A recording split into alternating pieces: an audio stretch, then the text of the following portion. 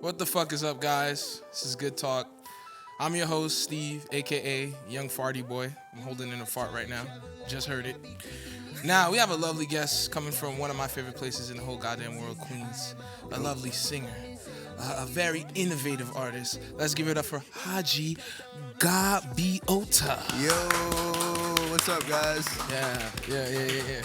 What's good? How you doing, my man? You look very bright today. You look like you're having a good one. I am. Hell yeah. How would you describe your music in 3 words, my man? 3 words? Yeah. Left-handed music. Oh, I can't really say music in it, can I? Nah, that's fine, bro. All right, cool. Wow. See, everybody I met that's left-handed, they take so much pride in it, but I've never met a musician, though. So you're the first musician I've met.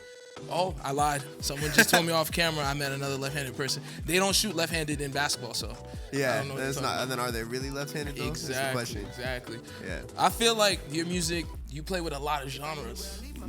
Like I had the lovely opportunity to hear Wallflower early. You feel me? When that drops, please go out there and listen to it. It is dope. But I felt like you had pop on it. You was rapping on it. You had like kind of punk. Yeah. You had house. Yeah. I was just like, yo, this guy's crazy.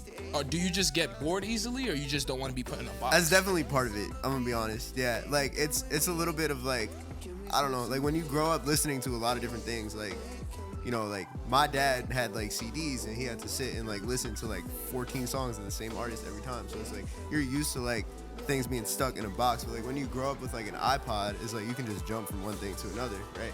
So like you start to see like cohesion differently. You're like, oh, I can do a little bit of this and a little bit of that, and like, because you do it all with your friends, like on a laptop, it's like you don't have to like, oh, let me go get a band to do this song. You know, you can make it all happen from the computer, and so like it just kind of lets my like distractedness like take advantage of it and just make a bunch of random stuff, and then you kind of see what works later, and you're like, damn, I didn't think these 2 songs would be good on the same project, but you're like, it kind of makes sense, you know?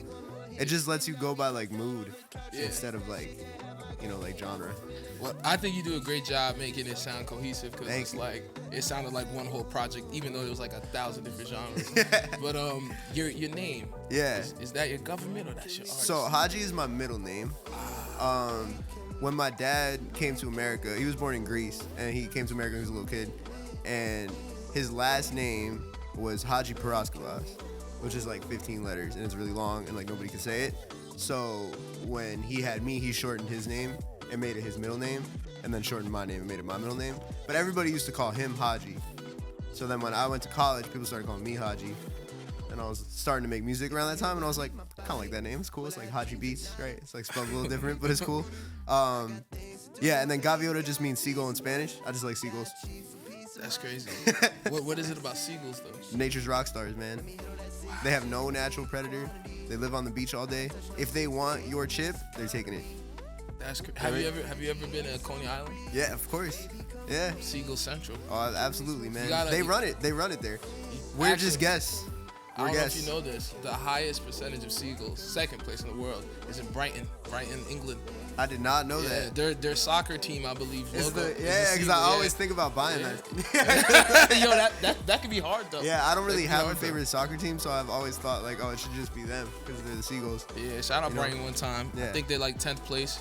Don't worry, you're gonna move it up. Now, when I was listening to your album, I felt like you have a great sense of humor when it comes to lyrics, and my thought is like, have you ever thought of doing like straight up like a musical comedy album?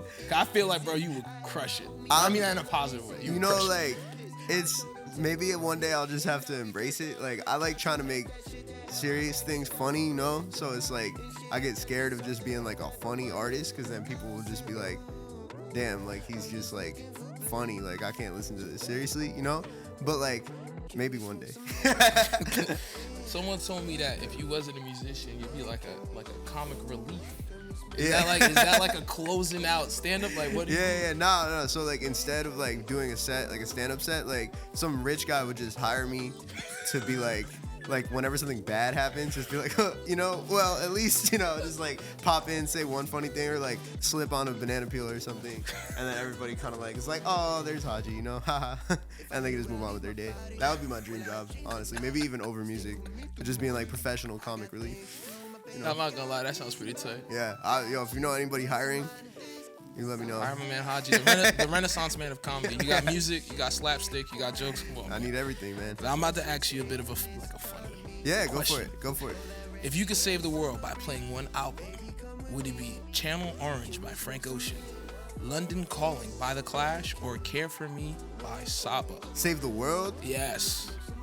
It's probably gonna be Channel Orange from those three. The PlayStation intro and everything comes back together. Yeah. What? That would be a madness. Yeah, like dudes might still be mad in the beginning, but by the time like Forrest Gump comes on, they'll be like, "Yeah, I'm a my Forrest," and then everybody will just kind of relax, bro. Like they won't even remember why they were fighting. That's a fact. Where were you in the first time you heard Channel Orange though? I was in high school because I'm old. But I was anticipating it like hardcore, like because I was like right when I was starting to like find music on the internet and stuff like that. I think I had soccer practice the next morning, so I was listening to it at like 7 in the morning, like at St. Michael's Park in that's like Woodside. It's like Astoria, Woodside, Queens. Talking about Queens, how was it growing up in Queens? I love Queens, man. How much do you think it affected your music? Probably like entirely, like 100%. I don't think it would sound anything like the way it does if I didn't grow up there. It's just like it's got a little bit of everything, and it's just like a very like, it comes with like, because out of the 5 boroughs, it's kind of the most low key, like in the sense like obviously like people give Staten Island a lot of shit, and it's kind of like out there and doing its own thing, but Queens is like right in the mix, but it doesn't like jump out or like yell for attention. It's just kind of like there, Yeah. doing its own thing, not really worried about what else is going on. And I feel like that attitude definitely is something I try to bring everywhere I go. Hell yeah. What I love the most about Queens is like you got like so much diversity. Exactly. You know what I'm saying? Like you got every single kind of person down in that motherfucker. Literally everyone. Underrated when it comes to food. Yeah. And I feel like to me it's the nicest borough. Oh, 100%. You don't meet that much dickheads in Queens. It's rare. It's there, but it's rare. Yeah, like sure. We don't 50 Cent, 50 Cent a dickhead, but there's only 150. You feel me? So I would be a dickhead if I got shot 9 times. I would be such a dick. Like I understand it. I can't be mad at that. Now, a little birdie told me one of your favorite movies. Or 2 of your favorite movies are Boyhood and The Florida Project. Yeah. Now, who would direct the coming-of-age movie about your life? Ooh, that's a good question. Probably whoever did like mid-90s. Was that Jonah Hill? That was Jonah Hill. That's I'd like crazy. to see a Jonah Hill Hadji movie. That would be fun. That would be nuts. Yeah, I could get with that. That would be nuts. Who would play you though? I don't know. That's a good question. I kind of look like the dude. You ever seen Sex Education? The show on Netflix. I'm lacking. The girl Maeve's brother. He's like kind of a side character. People like when that show came out, like 5 people sent me a picture and was like, "Yo, this looks like you." So probably him. That is madness. I don't know his name. I'm gonna be honest. I hate when people think like you look like a celebrity. Yeah. Oh my god. I was delivering food yesterday in the Bronx because I work in the Bronx at a high school, and sometimes I just like go deliver food like for fun, kind of get out of the school like when I have like periods off and stuff. And this lady came up to me. She's like, "Anybody ever told you look like Sam Smith?" I was like, "No." I was like, nobody's ever told me that before. And I don't know how, but she was like, No. I like Sam Smith. I was like, okay, that's nice, I guess. But I don't know. I didn't know how I felt about that. I was like, that's all right. madness. That's a But you said you're a teacher though. Have any of your students found the tunes? Oh, 100%. Yeah, it's over for me. It's been over for me for a long time. They found me. They exposed me. Sometimes this one kid just gets up and just starts shouting like, "You a goofy, you a punk," like in my class, like all the time. He changes the lyrics. He'll be like, "You a pussy, you a punk." I'm like, that's not what I said. I'm like, don't put that on me, please. I'm not trying to get fired. But yeah, I made a TikTok in the classroom, and then it went viral, and then it was on all the kids' For You pages. And so the next day I came in and it was like, "Yo!" And I was like, oh, shit. I was like, I already knew what happened. I didn't even have to say anything. But yeah, it's fun, man. Like they're honestly really supportive. Like they like my music, I think, or at least they tell me they do. So I hope they do. That's how you know you're a good teacher. Because even if you was a bad teacher, even if you had the fucking top hits, kids would be like, "Fuck you and your bullshit music. Facts. Fuck you, Mr. Hadji. You a mark ass buster." Start throwing shit at you. Exactly. There was this comedian named Natasha Blainblatt, and she did a whole hour about like being like a comedian while juggling with a teacher. Yeah. While being a teacher, and I thought it was like one of the most interesting things. So I applaud you. Because Thank you. it doesn't sound like you're going through hell. she went through hell. But hey, man, that's crazy. You know, it's a lot like being on stage. It's almost the exact same thing, I would say. Yeah, like for especially sure. when you're just starting out. Because the thing with me is that I started doing both these things like around the same time. Like I started performing around the same time I was doing my first year as a teacher, and they're almost the exact same thing. Because when you're playing shows like in New York, you're on these lineups with 25 dudes who don't know each other, and like they each bring like 5 people. So like that means like 95% of the crowd has no idea who you are and like does not want to know who you are. Really, they're just there to see their friend.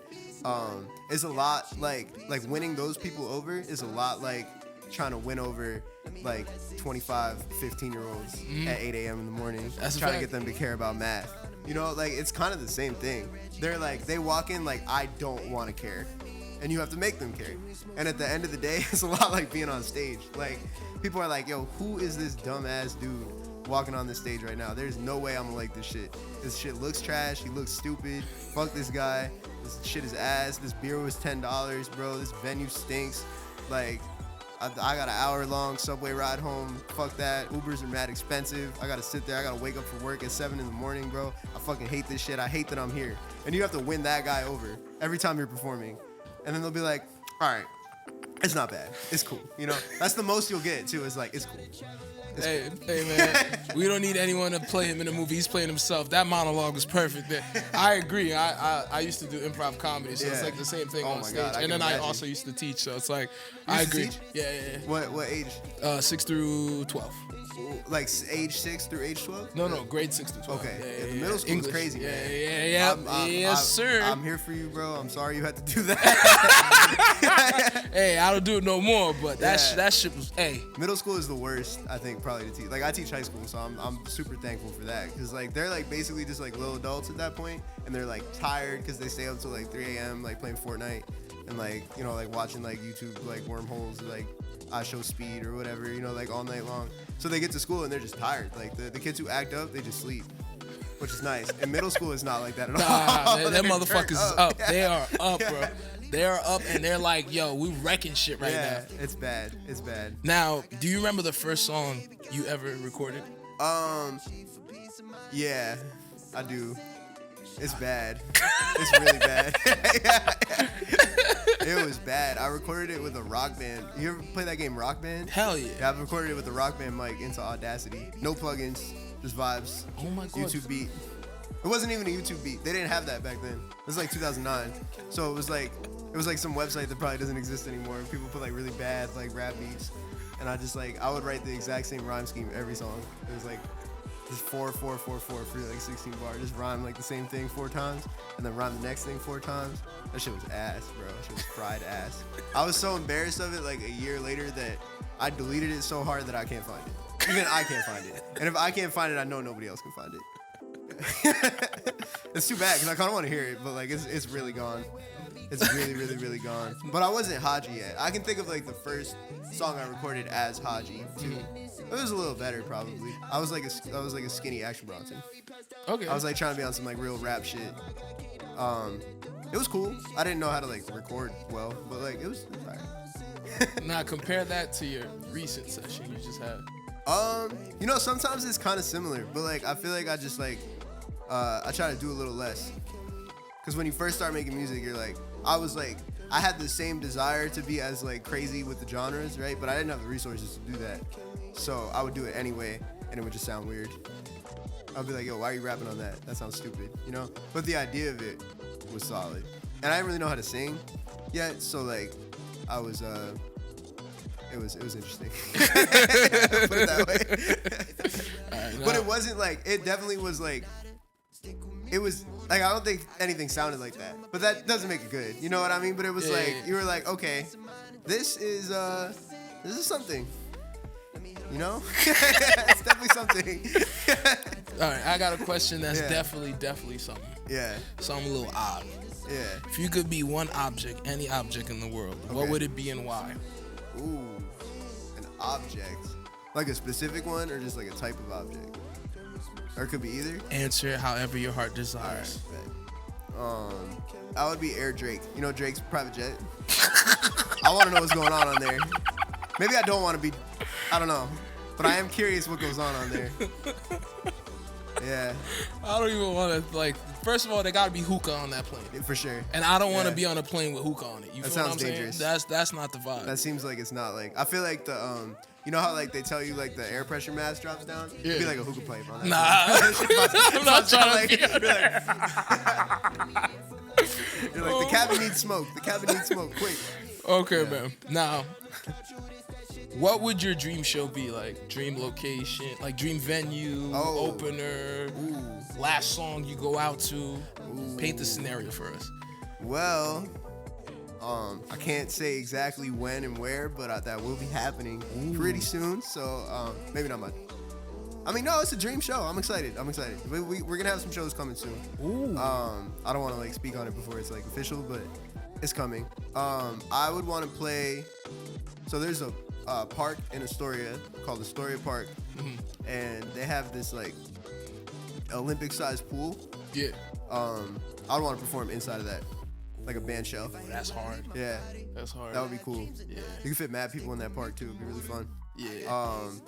What song I would open and close with? Yeah. Ooh, that's a good question. I like closing with my song "Shy Homie" because it's like loud and fun, and then I feel like people walk out like, "Oh, that was crazy," you know. So maybe that or Harajuku, which is like more like vibes, like, which is also nice sometimes. I feel the crowd out and go with one of those. Hell yeah. I seen I think it was at McCarran. I seen like Rat King. Oh, that's crazy. Oh my God. That's some New York shit right there. Yeah. The energy in the park. I was like, what the fuck? That shit was crazy. That's fire. Yeah, a park show would be amazing, especially in Queens. You feel what I'm saying? There isn't really like something like that there, so it would be nice for that to exist. You know? Hell yeah. Now, before we get the fuck out of here, is there anything you want to tell the lovely listeners and viewers before we get out of here? Yo, I have an album dropping at some point in April or May, probably, of 2023, and it's called Wallflower. I'm really excited. At this point, you probably heard 2 or 3 singles, might be 1 or 2 more. And then it's going to be a project. It's going to be fire, front to back. Even if you heard the singles, I want you to listen to that, like, front to back, because I care about the order.